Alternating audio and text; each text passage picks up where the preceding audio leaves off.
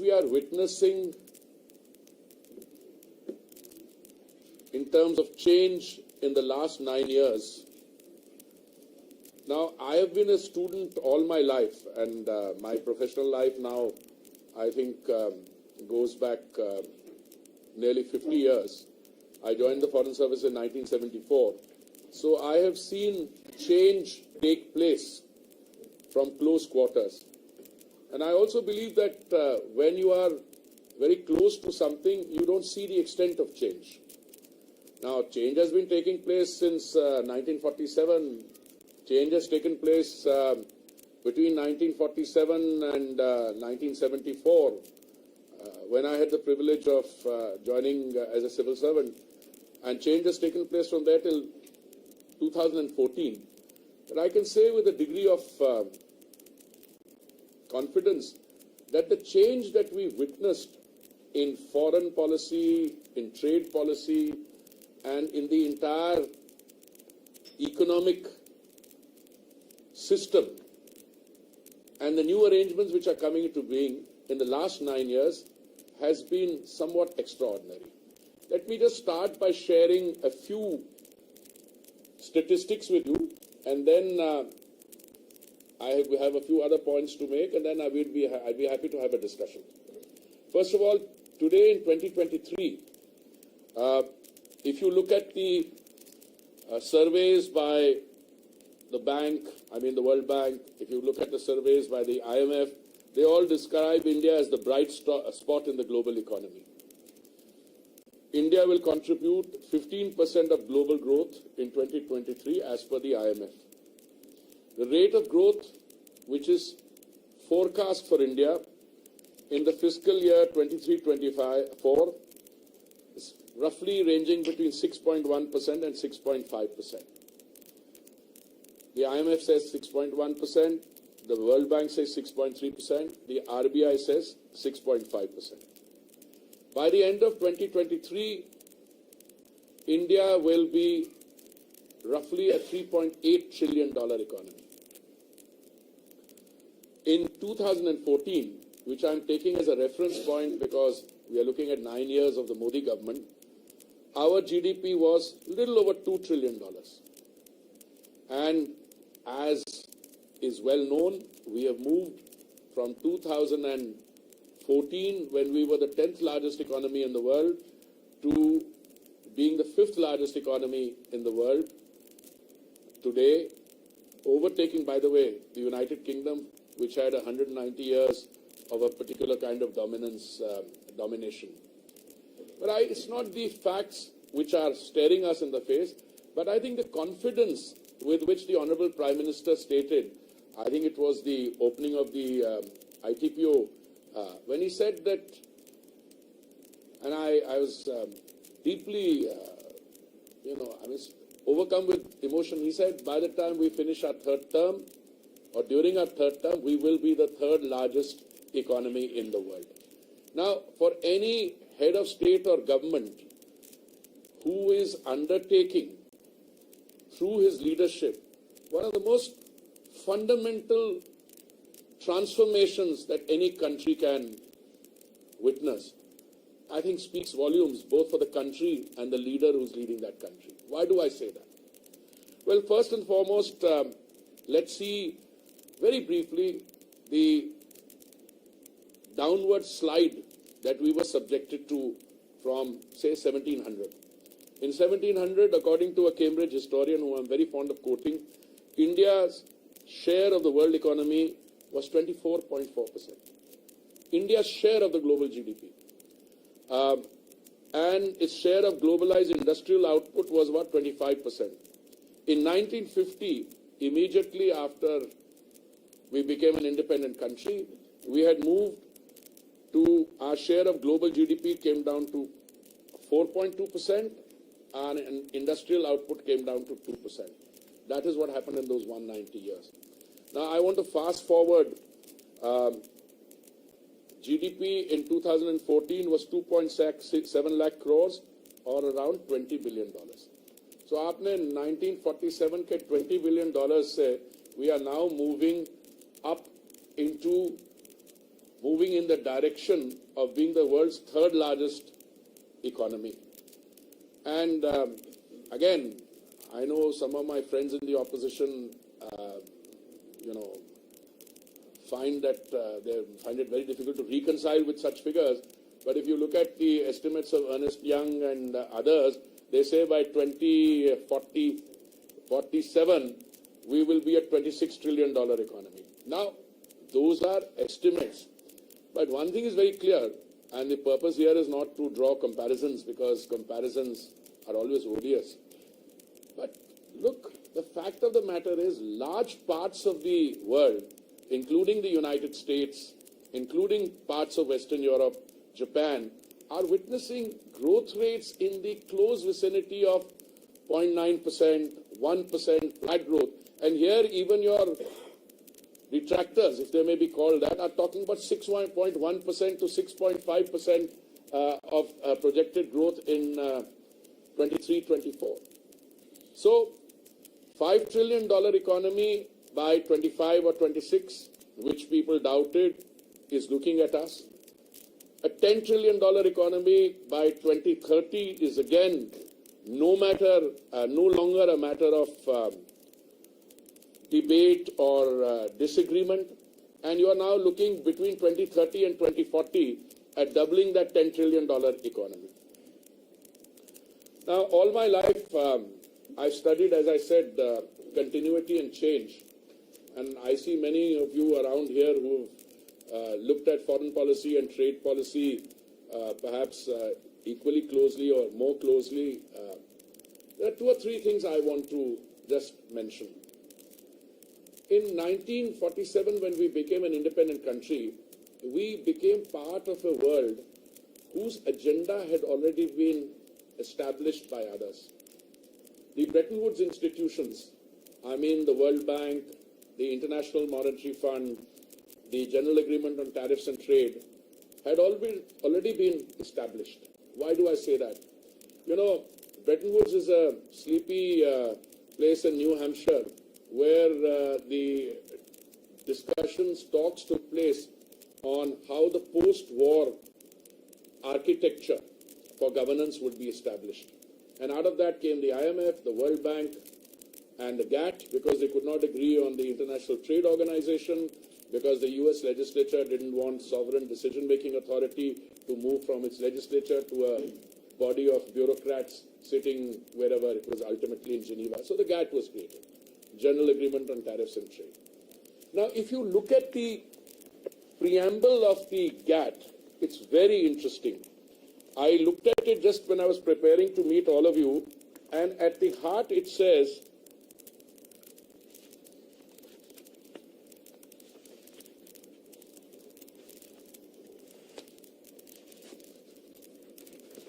entering into, 1 minute, I remember it by heart, but I want to quote it correctly.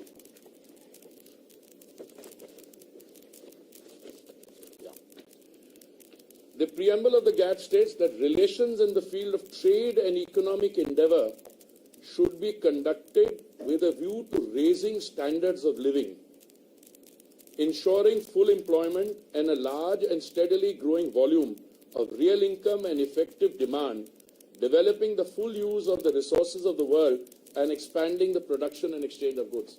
This is the heart of foreign policy and trade policy. And I say this after 50 years of half a century of professional experience. This is the first time in my professional life I am seeing this actually implemented. Earlier, when I joined the Foreign Service in 1974, it was very fashionable for everyone to say, foreign policy also has economic content, which meant that you had a second secretary level or a first secretary level officer in a mission, I know KP is smiling, dealing with economic affairs, and the ambassador, if he had time from, important political work, he would also devote his time to a little bit of economic diplomacy. Today, there is a fundamental reordering of that. Today, foreign policy, trade policy, domestic policy, all not only appears to be, but is being implemented with a view to benefiting the Indian citizen, India and the world. So I was just saying, what are we looking at here? Modi-led India brings growth, global goods and gratitude. Let me give you an example. When the Honourable Prime Minister travels outside, the Prime Minister of Australia, Albanese, calls him boss. The kind of respect with which he is received in Papua New Guinea by their Prime Minister, the Swabhiman, Seva, Vaccine Maitri.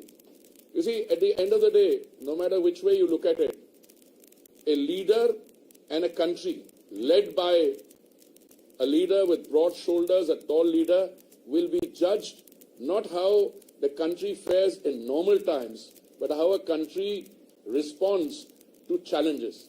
And I believe that the pandemic challenge was once in a lifetime kind of challenge. Because I was, as I keep saying, I was in Geneva and New York heading the Indian missions to the UN when we dealt with SARS, Ebola, H1N1. But the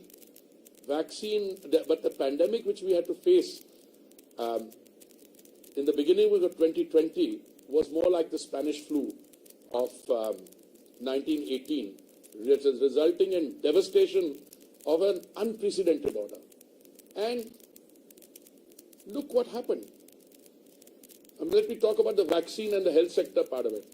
When the pandemic broke out, our health sector did not even have the basics like PPE kits, oxygen masks, etc. We not only revamped that, a domestic vaccine production capacity in the public sector which existed in the previous years was dismantled between 2010 and 14. And from scratch, one, through a private sector research done in Oxford, AstraZeneca vaccine manufactured under license in Pune, and another purely domestic, and we were able to supply in excess of 224 crore doses of vaccine virtually free. And yesterday, I think 1 or 2 days ago, I heard somebody in the public recalling that Delhi has a population, I think of about 2 crores, UP has a population of 20 crores, and somebody in heading Delhi was intending for more oxygen than UP was intending. So, but forget about what we did inside, what we did for the rest of the world. 193 countries are there as per my recollection of UN ranking. I think we must have supplied vaccines either free or under preferential commercial rates to 120 countries or so. Now, a country which is able to do that domestically and then supply, so to me that is Seva, Vaccine Maitri, Sankalp. Now, the Honourable Prime Minister turned around the other day. One is that you can be content with your present, you can draw great satisfaction from the fact that you think you are doing well. But the other is to set yourself a challenge that 2047 तक एक विकसित देश बनना है. What does it take to be a विकसित देश? Obviously, I have a lot of material ready. What does financial inclusion means? What does digital inclusion means? Where are we taking this to? But today, I think no one is doubting the fact that well before 2047, we will have all the broad indices of a developed country. Now, I don't know about definitions, and I think definitions are often misleading, but you look at what the change in our domestic thing is. I can tell you, to be able to take the fruits of development to the most vulnerable sections of your society, I think that to me is the development part of it. And I was very happy to see some statistics the other day, and I'm very happy to honestly, admit to you that when the Millennium Development Goals were set up by the United Nations and which concluded in 2015, I used to say, as our ambassador in New York, that the MDGs will succeed largely because a large developing country was able to lift millions of people out of poverty. Another large developing country. I don't think they're so developing now, they're the world's second largest economy. But I can tell you, the Sustainable Development Goals or Agenda 2030 will succeed because India is succeeding. And I was very happy to see some indicators the other day when a report by Niti Aayog said that 135 million people exited multidimensional poverty between 2015-16 and 2019 and 21. This is the fastest decline in rural areas from 32.59% in 2015-16 to 19.28% in 2019-21. Reduction in urban areas from 8.65% to 5.27%. So if you can take people out of multidimensional poverty, they move into the middle class. When they move into the middle class, they are adding to an already large middle class base. When I have been saying for years that, India's success lies in the fact that you have a large domestic economy and the middle class in purchasing power. Now, I just go to a few. I can tell you about unemployment in India is below pre-pandemic levels, down from 7.2% in January 2020 to 6.5% in January 2023. Over 2 crore and 9 lakh youth between the ages of 18 and 23 have added to the EPFO since April 2020. You know what EPFO is? Employees Provident Fund Organization. And that's a measure you can't dispute because they've formally joined that economy. And look, coming to my two ministries and some of the things which really stand out. Let me start by the urban space. Between 2004 and 2014, the cumulative expenditure or spend on all urban schemes in which the government was a participant or government did some financing in those 10 years was 1,57,000 crores in 10 years. In the 9 years of the Modi government, and I'm talking essentially of schemes which began 1,57,000 crores. If you talk about the 9 years of the Modi government came into office in May 2014. The first year or so was taken in the conceptualization of the schemes. The schemes were all rolled out largely in June 2015. So in the 8 years of these schemes and the 9 years of the overall Modi government, our cumulative spend on the urban space through these programmatic interventions is close to 19 lakh crores. From 1,57,000 crores to 19 lakh crores. I'll give you some other statistics which should provide a picture of what is happening. Most countries in the world, including the larger economies, and I include particularly the larger economies, when they were faced with the challenge of the pandemic, there was a tendency in most of these countries for the governments, and because they had the economic wherewithal, the resources, to provide large stimulus packages.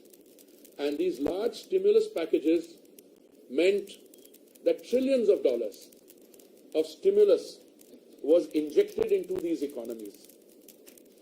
What it resulted in was that there was already some inflationary pressure. When the stimulus was injected, that inflationary pressure ended up becoming recessionary. I can share with you, even on record, that one of my first interactions with the head of a very large, perhaps the largest oil company in the world, it was in Summer Davos, was it? And he said, I was a newly appointed minister, a few months old, and we were talking about oil prices. The normal refrain from the producing countries is that, we don't determine prices. To which a student like me reacts by saying, if you don't determine prices, but you determine the amount of energy crude oil you release into the world market, that will determine prices. It said, well, we don't do it. I said, well, I just want to leave you with one thought. There's enough pressure, there's enough problem, there's enough waiting to go wrong. And I can make I don't call it a prophecy because that would be too strong a word coming from a civil servant turned minister. But I can tell you my understanding of the situation is that if you allow the prices to go up, you will face a situation, it becomes a self-fulfilling prophecy, and the tipping point will come, the inflation will become recession, and the demand for energy will drop. And this is precisely what happened.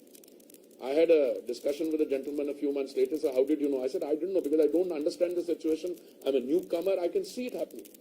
Today, I can tell you India's real energy growth in consumption is 3 times the world average.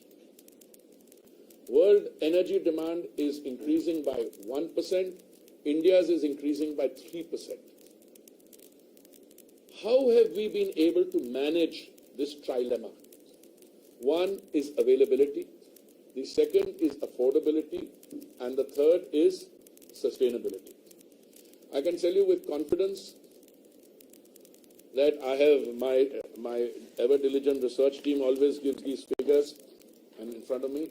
I'll tell you a very simple point. We have navigated our way through this global turbulence.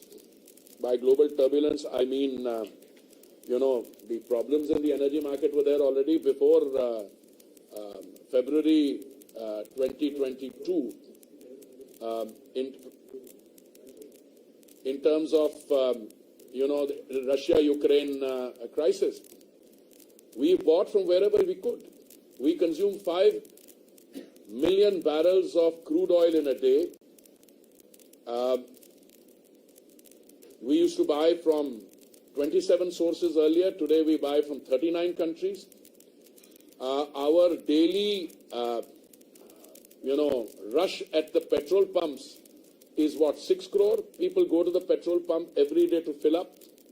At no stage during the crisis or today has anyone ever seriously talked. You might have a local issue in, in some area where some line has got disrupted. There was no shortage of energy anywhere. My oil companies give them full marks. Even when there were torrential rains in the northeast, they were able to supply gas cylinders by walking through water, by carrying the cylinders on their shoulders. How were we able to maintain affordability? Because the Prime Minister personally monitored the situation, and on 2 occasions, November 2021 and May 2022, he reduced the central excise on petrol and diesel. The reduction in central November 21 and May 22. He reduced the central excise on petrol and diesel by a significant part, 6 and 13 rupees, 13 and 16 rupees, and the BJP ruled states immediately reduced their VAT. Now this has resulted in a very interesting situation. The only parts of our political system which talk about high petrol and diesel prices are the ones who have not reduced their VAT. Let me give you 1 or 2 examples. I'm talking about the increase between June 21. No, I'm talking about the rate, first of all, petrol and diesel in July 23. Those are the latest figures because we are on 4th of August. In Guwahati, petrol retails at 98 rupees a litre. In nearby Kolkata, it retails at 108 106 rupees, difference of 8 rupees per litre. Now it's not 8 rupees a litre when you go to fill a tank. I don't know what kind of vehicles you drive, but some of your tanks are 40 litres, some are even bigger. So if it's an average of say 40 litres in a petrol tank, 40 into 8, in one go. So this is the difference between Bhopal and Amravati, between Lucknow and Bangalore, between Goa and Raipur. Let me take Goa, 97 rupees 68 paise, Raipur 102 rupees, difference of 4.77 rupees. Differences in all these. This thing is Gandhinagar and Jaipur, 12 rupees different. Gandhinagar petrol retails at 96.63 rupees a litre.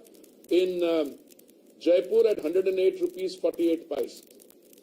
11 rupees 85 paise difference. So if you multiply that by 40, and these are the only people who say that petrol price come karo, diesel price come karo.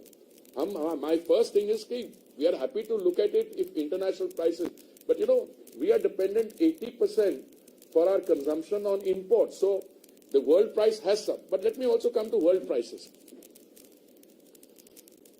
Far-sighted, visionary and bold decision-making by the Prime Minister has maintained availability and affordability. Now we come to world market prices. Let's compare petrol increase and diesel increase between a 2-year period from June 21 to June 23. Now I will take 3 or 4 countries in our neighborhood, and then I will take a few of the larger economies. In the neighborhood, India's increase has been 2.36%. Pakistan's increase has been 50.83%. Bangladesh's increase has been 30.11%. Sri Lanka's 79.61%. This is petrol. Nepal's increase has been 42.39%. Now let me come to the larger economies. USA, during this 2-year period, increase in petrol prices has been 30.15%. 30% increase. In Canada, 24.17%. In Germany, 19.08%. France, 22.67%. This is petrol. I'll also go to diesel. Sri Lanka, the increase. In India, the increase has been 4.97%. Sri Lanka, the increase has been 130.65%. USA, 29.31%. I'm happy to make these statistics available to anyone who. No, we'll make them available. My press team will send them around actually. Now I want to say 2 things here. These reduction in excise duty by the Honorable Prime Minister was undertaken at a time when we were feeding 80 crore people 3 meals of dry ration a day, which by the way is still going on. Now, some people get up and say, "Are, ye kya ho gaya? Wo kya ho gaya?" I was very disappointed. I was able to answer one start question and I took my time on the Swanidhi scheme in the Lok Sabha yesterday. But there were questions on gas pricing. And I was very keen to answer those questions. Why? Because suddenly somebody turns around and says, "Bhai, gas cylinder bada mehenga ho gaya." Now, I don't know, correct me, I think in the last 1 year the price has gone up only once. Okay? Now, people don't realize that there's already a subsidy there. For instance, today, in 2023, thanks to all the work done by the Modi government, and the Prime Minister is personally committed to this, the number of gas connections, I think, has gone up. I'm talking about LPG connections from 14 crores to something like 32 or 33 crores. And let me also mention to you that out of this, 9 crores 60 lakhs are Ujjwala connections. 9 crores 60 lakh Ujjwala connection means this was a connection given free. During the pandemic, when there was a extreme vulnerability, the Honorable Prime Minister ordered that 3 free gas cylinders would be given to every beneficiary. I was just calculating, and now, even now, we are giving 200 rupees directly, DBT, to the account of the beneficiary. 9 crore 60 lakh people get this. All beneficiaries, all gas connections also get a freight subsidy. For instance, since we are again dependent for a large percentage on imports, you calculate the cost at the point of arrival. importation, then you take the distance. Now, whatever the going price is, if you have to takes more to take the cylinder, let's say in an extreme, remote, hilly area, there is another freight subsidy there also. So we are giving, even now, subsidy worth about 10,000 crores or thereabouts. How do I calculate this? Just to give you a very small figure. 9 crore 60 lakh Ujjwala subscribers, they are entitled to 12 cylinders a year. They don't draw 12 cylinders, they don't need to. But the Ujjwala per capita consumption has gone up from 3 cylinders to 3.71. Let's say on an average 4. So you take 9 crore 60 lakhs into 4 into 200. Should come to about 7,500 or so, I mean, depending on what the precise figures are. Plus, you are adding another 1,000, 2,000 crores subsidy on freight. A question I am often asked, can't you bring the prices down? Look, we are import dependent. Certainly, the price of Saudi CP, that contract price, went up in 21, 22, 22, 23 from something like $380, $400 a metric ton to 700. And when it went up, but we didn't let the price of the thing go on, we didn't pass it on. Our companies ended up incurring a loss of 28,000 crores. We reimbursed them up to 22,000 crores. But we are happy to do that as long as the consumer benefits, and that was the Prime Minister's thing. I talked about Samparn to make India, and I talked about Sankalp, Viksit Desh by 2047. Samparn committed to a healthy and fit world, yoga, millets. I hope you noticed that in that Punjabi meal there was a millet dish also. Okay. Suvidha, visa stamping. I mean, it used to be a nightmare earlier. Now issues are being resolved, including in the Honorable PM's recent visit. Suraksha, Operation Ganga, Operation Kaveri.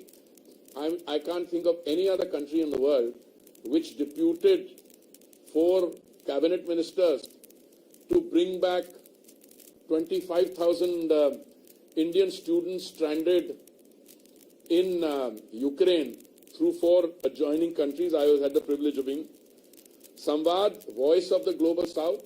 You know, India's hosted the Global South Summit, and even now, I think the Indian experience in any field, the health field, India's experience in the energy field.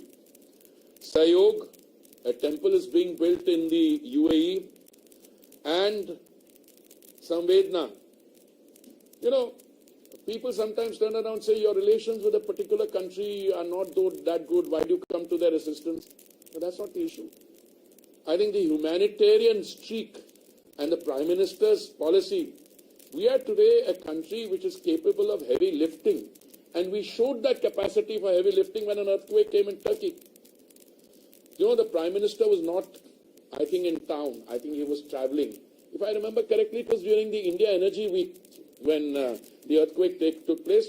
And I remember wherever the Prime Minister was, somewhere outside Delhi, the instructions came before anyone. We were one of the first countries to send not just relief assistance, but sizable relief assistance, both in terms of helping at the local situation with, rescuing people, other relief supplies, etc. You know, I'm afraid I'm having to jump a little. Another thing which not many people realize, every government has good intentions. I have never taken the view that previous governments didn't have good intention. But you know, sometimes the way to, the way to hell is also paved with good intentions. You must have a vision for yourself, for your country, and your ability to take that forward. Let me give you, I joined the Foreign Service in 1974. One of my first assignments was, I was not even, I was a trainee. We'd come back after the foundation course. I was attached to the policy planning division with somebody I greatly admired, Mr. Damodaran, A.K. Damodaran. We used to call him Professor Damodaran, my friend Ramu's father. And I used to sit with the section there. I used to I was assigned, I asked the Joint Secretary, he was Joint Secretary, I said, sir, what can I do? He said, educate yourself on what happened in the OIC summit in Rabat in 1969. This is 1974, it was a very tough one. What happened by the way, many of you are so young that you don't remember what happened in 1969, but I can remind for you, we faced scorn in the international arena because at the summit where we sent a representative, India was left red-faced with having been forced to leave the OIC summit at the insistence of Pakistan, despite having been invited. Ek to aap invite na kariye. But he went there and Pakistan said, now how are you allowing this country in? Look at that and look at today. Look at the maturity, the intensity of your interaction with the Islamic world. I mean, I like to cite this, our relations with the UAE, what we've done on the trade front with the UAE, what we've done in terms of the India-UAE rupee settling agreement, our relations with with Saudi Arabia, our relations with Egypt, which is a traditional thing in the Islamic world. PM just went there on a highly successful visit. So, what used to happen then? But I'm not confined. I'm just giving you some anecdotes from my 50 years. So, whenever you face somebody like me, the old stories come out. But give you another example. I remember that when I was a young, director level officer, the then Prime Minister, I think it was Sri Rajiv Gandhi, decided to establish at the 9th Non-Aligned Summit, which took place in Belgrade in 1989, they decided to establish a group called the Group of 15. What was this Group of 15? With the aim of cooperation amongst developing countries in the area of investment, trade and technology. And it was a middling group of countries that did not share much in common, hoping that they would collectively get the strength to engage as interlocutors of the developed world. 1989, not that far back. And the group aspired to talk to the West and present a united front for the developing world. Now, this is the kind of mindset you were in. Even 1980. What is it today? Today you chair the G20, the G7 is talking to you, you go and address the G7, that is the change. And that change, I respectfully submit to you, came after 2014. I can go into individual examples to say how, no. Let's say climate change. People talk about my urban infrastructure and it's fair enough. But today what you're facing is an total extinction of something called a climate skeptics. They used to say, climate change kuch nahi hai.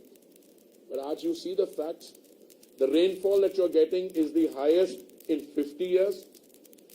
The global warming is no longer the issue. It's global boiling now. Today you have a situation where, I believe that you guys have this tremendous power. Ek photograph ab laga dete, the narrative changes. I remember when we were on the Security Council, there was a body of a child washed ashore after the Syria conflict. Geeta, you'll remember that. That changed the global narrative on, the civil strife and conflict in Syria. Today, if you open the Western press, you have sights of parts of Greece burning and a child, half clothed, it's boiling there. You see reports from Vermont in the US. You see parts of Europe. Where was India on the climate this thing before Paris? Normal refrain was. I'm not saying we've gone away from the refrain totally.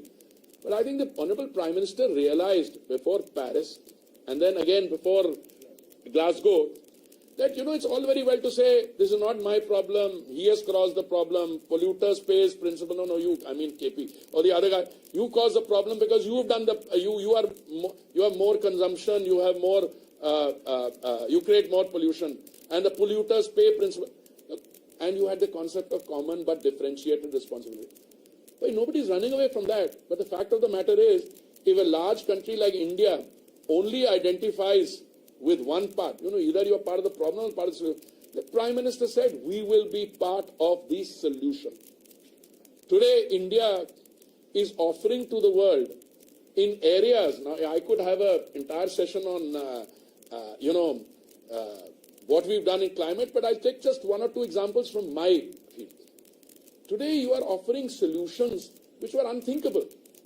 Look, I was in Geneva, I was posted to Brazil, and I was looking at what I wanted to do in Brazil.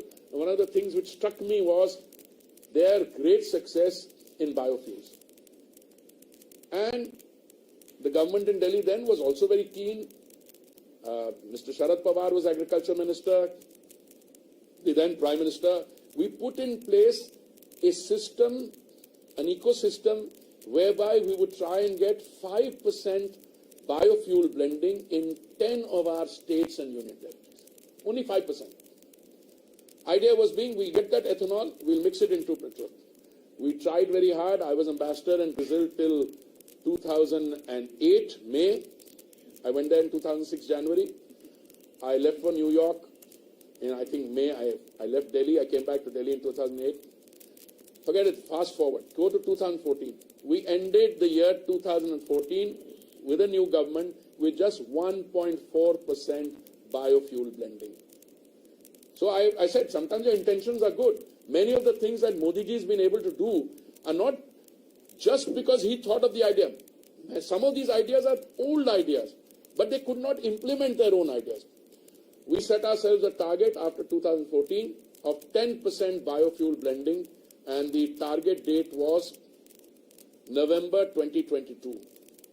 I'm very happy to inform you, we were able to do it 5 months in advance. And when we did 10% biofuel blending, we saved 41,000 crores on imports. And that 41,000 crores helped us pay our farmers 42,000 crores. Now we are slowly moving from 10% blending to 20% blending. And by the way, the 20% blending target was 2030. We have brought it forward to 2025.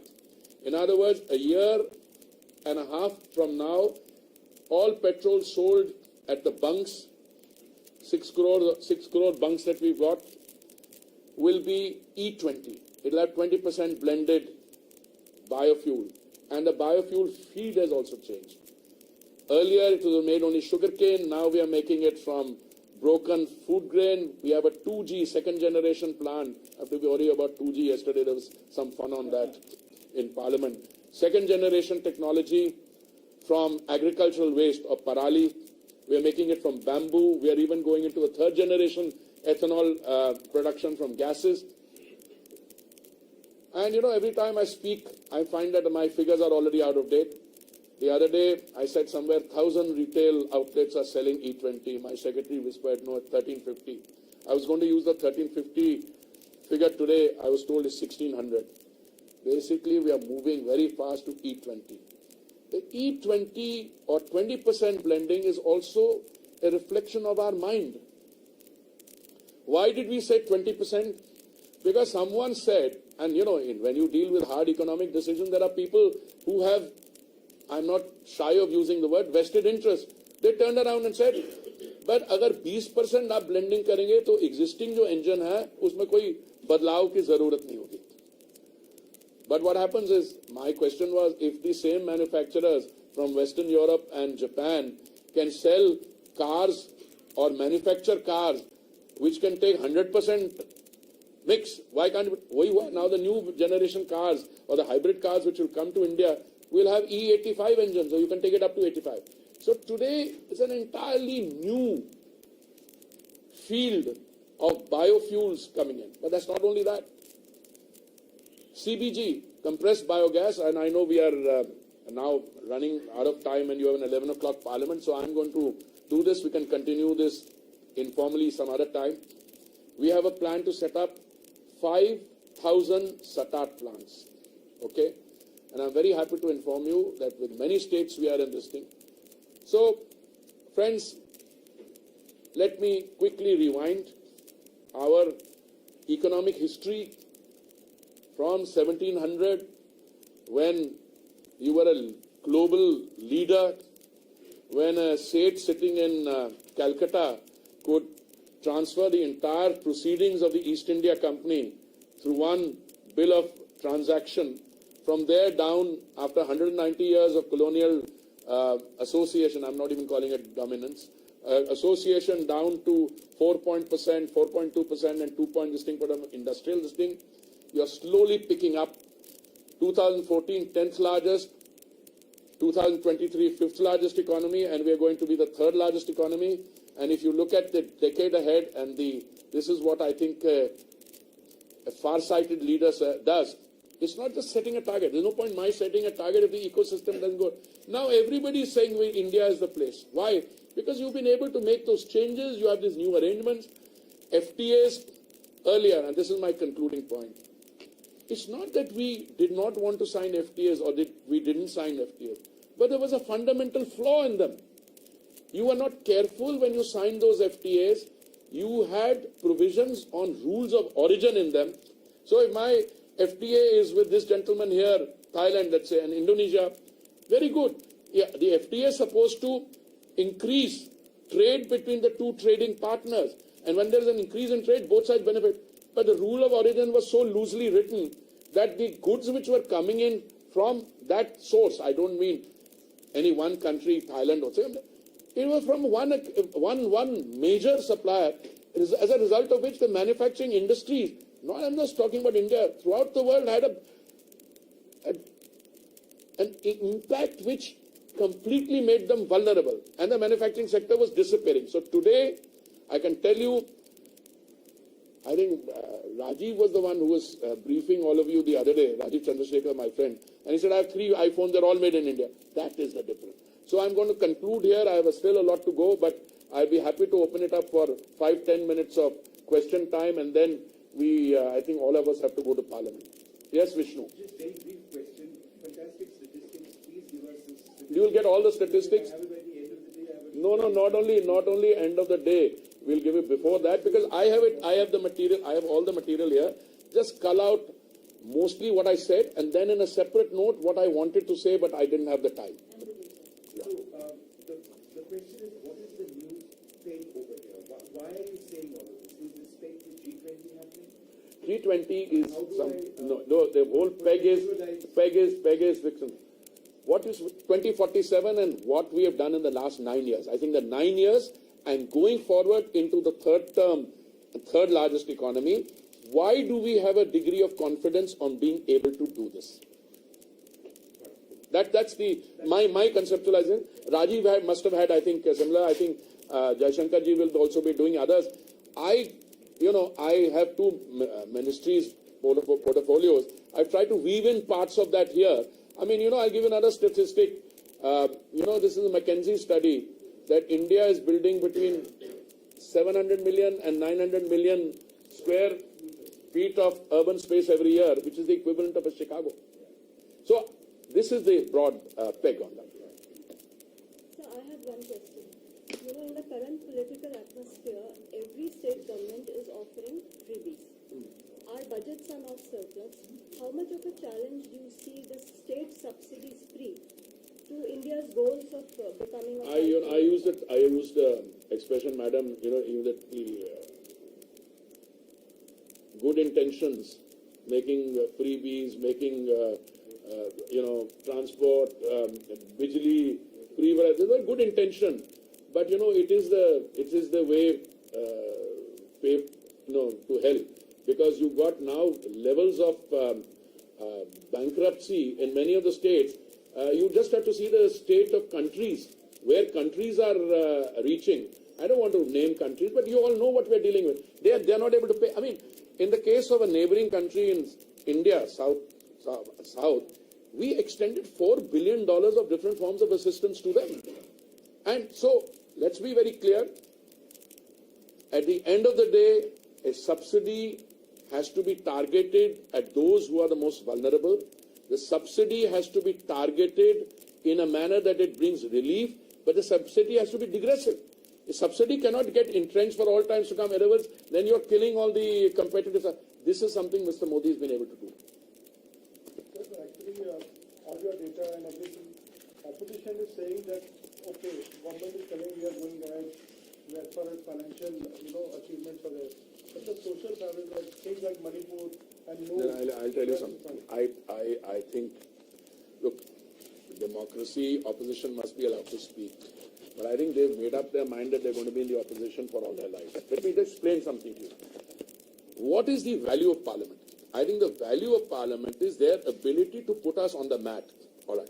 Now what has happened is, we have offered to have a discussion, and this is such a good opportunity that if you want a discussion on Manipur, we are ready for the discussion. Laying precondition, you must do this or you must do that. So I think उन्होंने अपने पैर पे कुल्हाड़ी मारी. Let me give you another, since the madam asked a question on freebies. इनका दो तरीके का स्टाइल होता है काम का. एक है we generate the productive assets, we produce the resources. इनका स्टाइल क्या है? चिदम्बरम जी जब वित्त मंत्री थे, उनका स्टाइल काम करने का था कि आज महंगाई है तो ऐसे करो, आप ऑयल बॉन्ड्स फ्लोट कर दो. तो ऑयल बॉन्ड्स इन्होंने क्या फ्लोट किए? 1,40,000 करोड़ के ऑयल बॉन्ड्स फ्लोट किए, जिसमें हमें अब 3,50,000 करोड़ वापस देना चाह रहा है. तो फ्रीबीज, डिफरिंग डिसीजन.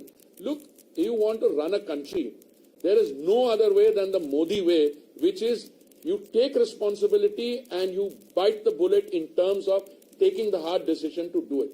अब ये कहना कि वहां पे ये हो गया, वहां पे हो गया. अभी तो आपने कुछ दिन पार्लियामेंट के रहते, they wasted the rest, and many of them have come to me individually. I said, yeah, हमसे गलती हो गई. We should have allowed question hour to run. We could have talked to you about gas. मैंने कहा मैं तो I'm willing to have an open forum on all these issues.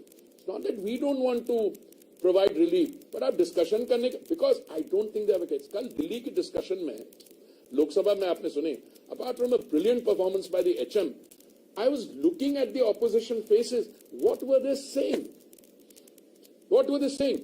Here is a track record of somebody of what I call less than responsible governance, and you want to give power. अपने अधिकारी के कमरे पे रात को 2 बजे red करवा दी, उसके कमरे से ले गए. You want to? These are the issues. But I think we have to go to Parliament. I'm very happy to continue this discussion. Yeah, please. So we have been buying, crude from Russia at a very highly discounted rate for last 1 year, more than 1 year actually. More, actually more. Yeah, more than 1 year. Yeah. And our crude has been finding way to European markets also. And a number of European countries are very happy that we are getting crude through India, because India is buying it at a very discounted rate, and we are. No, don't believe any of these stories. Ask them what they are buying from Russia. Is there any possibility of, in fact, petrol and diesel prices being brought down? No, I'm coming. I'd be very happy to have a longer discussion. It's like this. Total amount of petrol, crude oil. Let's start with crude. Total amount of crude oil produced as per statistics which are produced by OPEC was about 102 million barrels a day. They are cutting production. It's come down to about 97 million barrels a day. देखिए,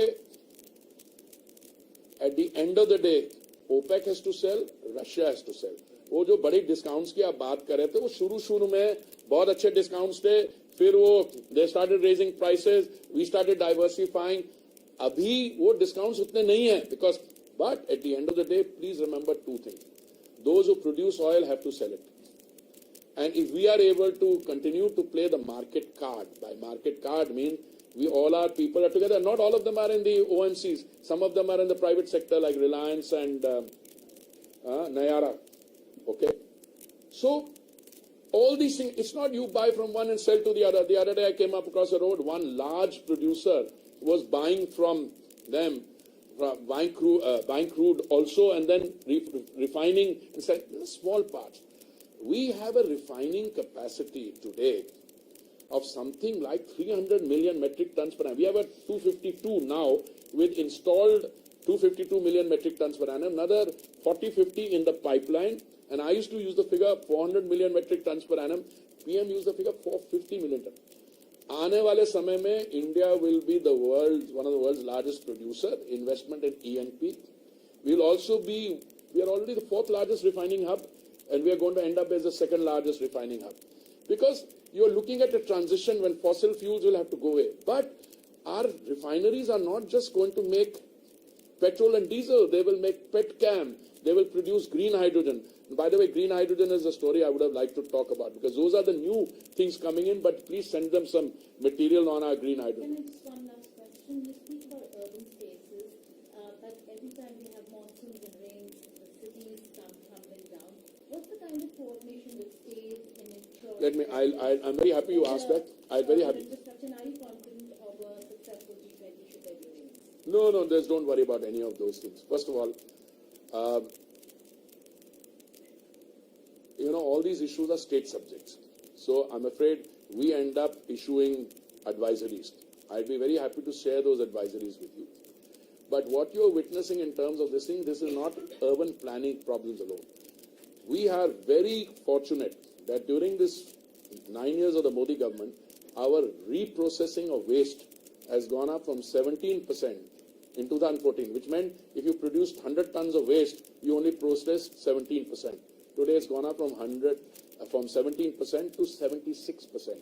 In the next few years, we will be able to remediate all those legacy dump sites, etc. You have to do simple things, Geeta. You have to segregate the waste at the point of production. Dry waste, wet waste. Wet waste becomes compost. Dry waste has to be taken to a reprocessing site. The people who are getting into trouble are not doing their normal daily work. They have to clean the drains. You cannot throw the kura into the drain. You have to do the dredging where it's required. So I'd be very happy to sit with you. We will have a very successful G20. All hands on board, all efforts. And by the way, it's not just India. I was in New York when, the highest rainfall in 50 years took place. And by the way, July, I'm going to get the figures now. July is probably 22 days in July will end up to be the hottest days in recorded history. So we have to deal with the climate thing. But in India, because we are engrossed with this and we are facing this challenge, we are very confident of being able to meet it. Thank you. I must now draw a